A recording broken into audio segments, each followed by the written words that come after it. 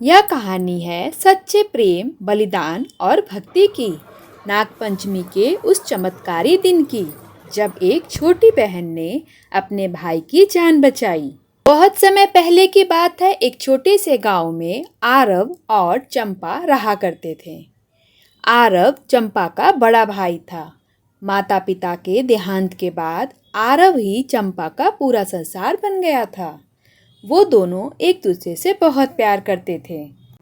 चंपा बचपन से ही बहुत ही संवेदनशील, दयालु और प्रकृति प्रेमी थी। चंपा को पशु पक्षियों से गहरा लगाव था। वह हर सुबह घर के आंगन में गाय को रोटी देती, कुत्ते को दूध, चिड़ियों को दाना डालती।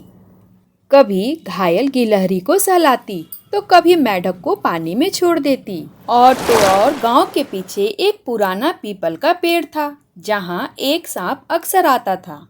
चंपा रोज सुबह एक कटोरी में दूध लेकर वहां जाती और उस पेड़ की जड़ में दूध रख देती।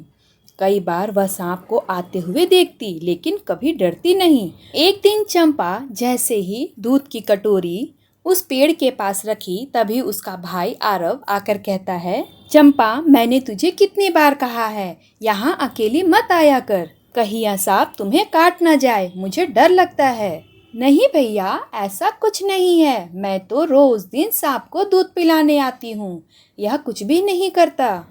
दोनों भाई बहन बात करते करते घर की ओर चल पड़े। एक दिन की बात है। आरव खेत में हल चला रहा था, पर अनजाने में हल एक सांप के बिल पर चला गया और सांप वहीं तड़प कर मर गया। आरव यह सब देखकर बहुत दुखी हुआ, लेकिन वह चाहकर भी कुछ नहीं कर सकता था। आरव उदास होकर घर लौट गया और घर जाकर चंपा को सारी बातें बताई। इधर जो सांप मरा था वह अकेला नहीं था, उसके 3 भाई और भी थे।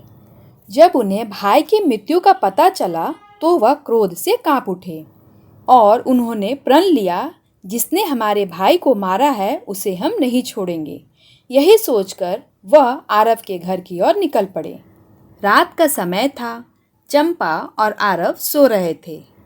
तभी तीनों नाग चुपचाप घर में घुसे और आरव की ओर बढ़ने लगे।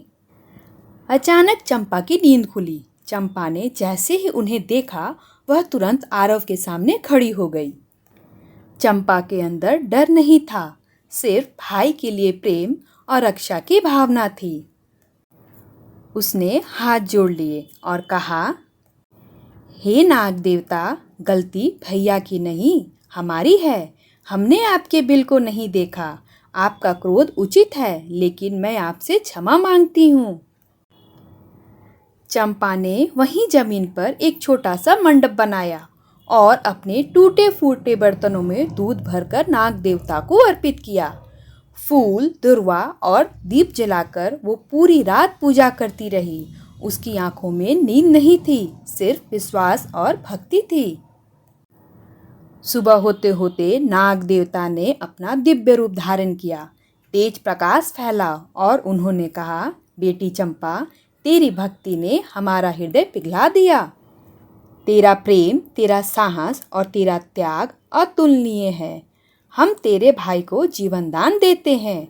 और देखते ही देखते नाग देवता वहां से अंतर्ध्यान हो जाते हैं।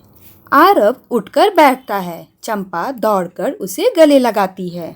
इस दिन से ही यह परंपरा शुरू हुई कि नाग पंचमी पर बहनें अपने भाइयों की लंबी उम्र और रक्षा के लिए नाग देवता की पूजा करती हैं। Please like, share and subscribe. मिलते हैं नेक्स्ट स्टोरी में।